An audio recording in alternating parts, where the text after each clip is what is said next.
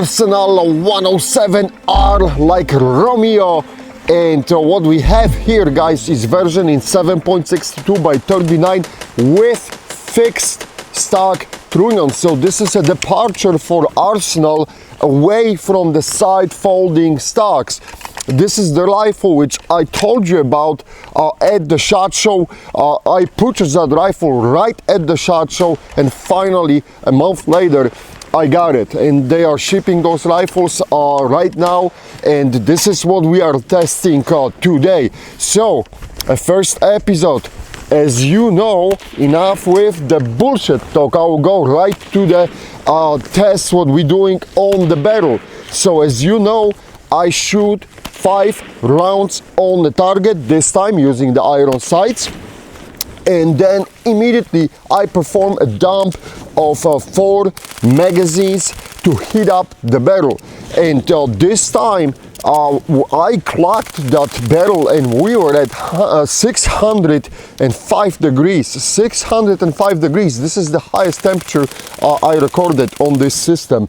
And but hey, we were continuing to go because you dumping 4 magazines, you're shooting, and there was no point to stop. So 4 magazines. This was the first group, as you can see right here, and look at that, guys. Over 600 degrees on the gas block, and still perfect. You know, there's no group, almost no group change, no point of impact shift from the heat.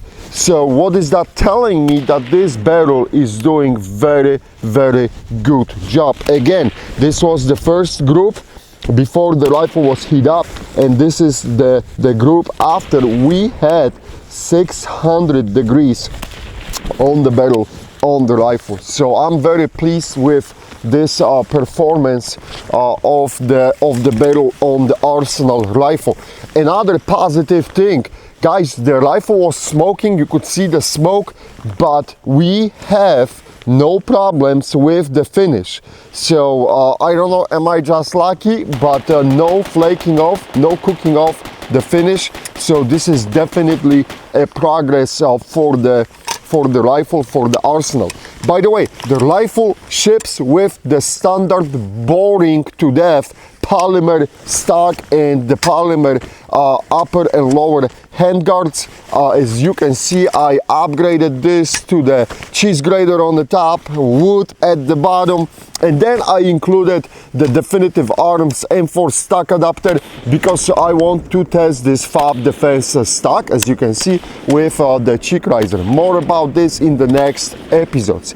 Also, I have upgraded the grip, but as far as what is made in Bulgaria, barrel, receiver, the all bolt carrier and the bolt group, everything here is made in Bulgaria. Rifle ships only with the muzzle nut. I have on this right now the muzzle brake from Meridian Defense. We will see how this is a brand new muzzle brake. I don't even know if they are selling it. I'm testing it. We'll see how this is going to go. So far so good. Nice recoil control. And then, you know, as I said, I put the FAB Defense pistol grip because rifle works, you know, it's better with this pistol grip. I have a big hands, it's fine for me to operate. And then of course the safety, this is the WBP mil-spec safety. But as far as the components, you know, the core components, everything is made in Bulgaria, and then they just convert those rifles to the US spec. By the way, if you're wondering how come I'm holding this bolt open, this is because of the bolt hold open followers. They are awesome. These are really awesome. You can check, we got the 10 packs in the Union store if someone is looking for something like this. But let me take off the annihilator, and again we'll talk about this combo and this cheek riser, how the stock with the cheek riser, how everything is working like later, and in the next episodes there will be a time for it. For those who wonder, the rifle was zeroed. I had to do just the minor adjustments, move the front post to the right for me, and that worked out very well, no problem whatsoever. All right, recoil spring. I don't see anything on the front of the recoil spring. As always, the legendary, we'll call this Arsenal mark on the bottom right here, but that's practically perfectly normal. And this is the difference, guys. This is the rear trunnion. It's a fork rear trunnion, and as you can see, those adapters from Definitive Arms, they lock against the fork trunnions as well. So this one, this trunnion is they elected to go with the fork one. I'm perfectly fine with it. Awesome. I really like the fixed stock, so I'm happy that the Arsenal is providing right now the model with the fixed stock. As far as the trigger, this is a totally different trigger, guys. This is a different trigger from what we have seen in the other Arsenal rifles. I will squeeze it, I will shoot it. There you go. Then I will lock it. I will put it like this. I will lock it, and as you can see, this is, in my eyes, this is a better trigger than they used to have. They have removed this fake wanna be a second stage trigger. This one is smoother. It's not as greedy as the original one. So I think this is the progress. The only thing what I'm looking is, and it's kind of weird how they did that, they have like 1, 2, 3 humps on the trigger hammer, all right? And I can see right now, after cycling all these rounds, there is we are reprofiling the bolt carrier is harder, and it's reprofiling the trigger hammer, which is, we'll see how this is going to pan out on this rifle. It's a brand new trigger group on this this model, so we'll see how this is all going to pan out. Let me pull out the bolt carrier, look at the rear end, and there's just the finish gone, guys. After first 1,000 rounds, all I see is just the finish gone, no deformation. So that's another good sign, because as you remember, we had some hiccups on the SLR104. Let me pull this bolt out and focus on the, geez, this is looking perfectly fine. That channel for the bolt, this is all looking good, guys. The piston head is standing perfectly fine. There is a wobbling, but that's perfectly normal. Riveting job is done very nice on the both sides. And how we doing on the piston head? And the piston head, I do not see any deformations, and of course we are gathering powder gang already up front. No marks here, and the rear end is looking good. All right, I think we are done with this. I'll put it away. Let's have a look at the bolt. Firing pin is spring loaded, guys. As you can see, you have to push the spring to engage the firing pin.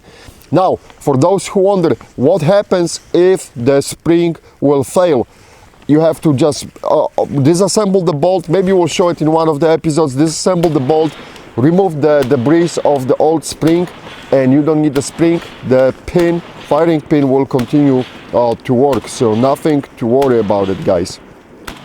At least that's how it is on my Vapor. I removed the spring and it's working without the spring, because the Vapor head also has the spring on the firing pin.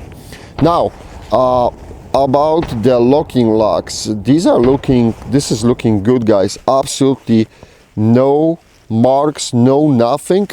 Extractor claw, perfect. 1,000 rounds. I don't want to jinx it. Zero malfunctions. So all this on the bolt, guys, is looking perfectly fine. I do not see absolutely anything.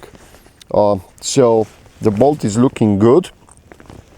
All right, let's have a look at that rear trunnion. Okay, you can see there are marks from the bolt carrier group punching on the back, but there are no deformations yet, just the finish gone. Hopefully you can see the pictures, but other than this, the trunnion is holding up nicely. Let me check quickly rivets. Is anything suspicious about any of the rivets? Any funky rivets? Please stand up. Nope, all rivets are looking good. I do not see any problems with the rivets. Trunnion.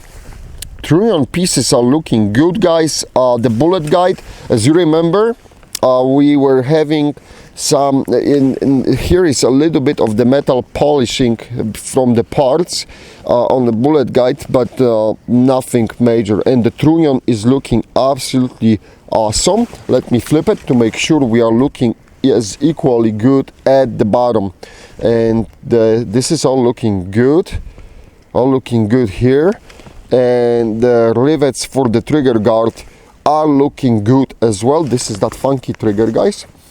Side rail, all right, pins for the front post, all good. Now, is the rifle straight?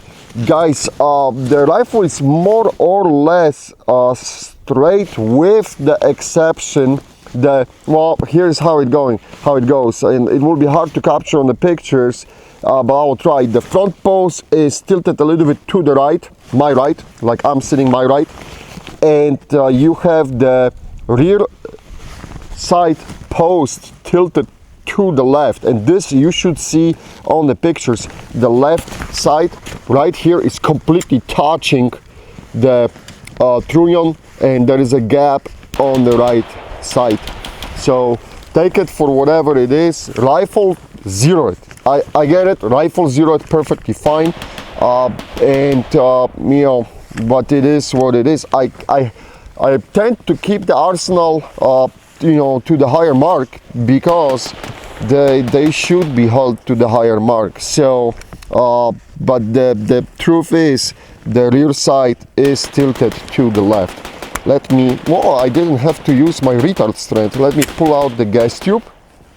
This time the gas tube came out very nicely. At the beginning, when the rifle was unshot, was very tight, and the gas tube is looking perfectly fine. I do not see the serial number on the gas tube, for those who care, and we'll put it away. How we are looking inside the gas block? Inside the gas block is looking awesome. Nothing there.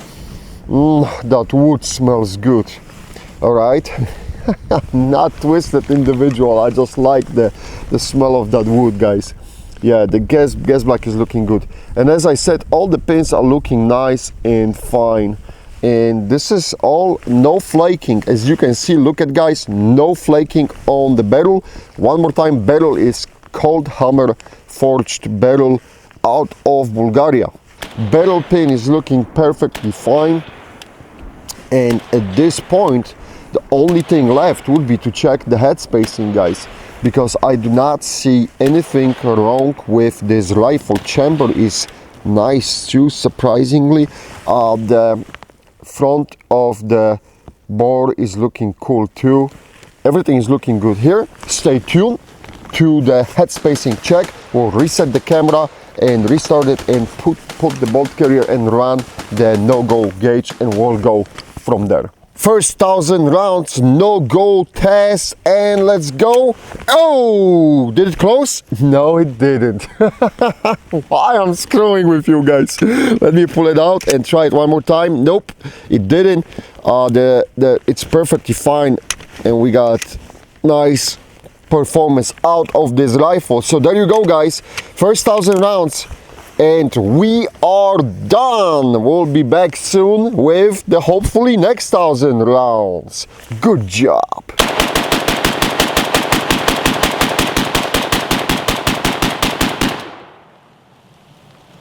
Tornado.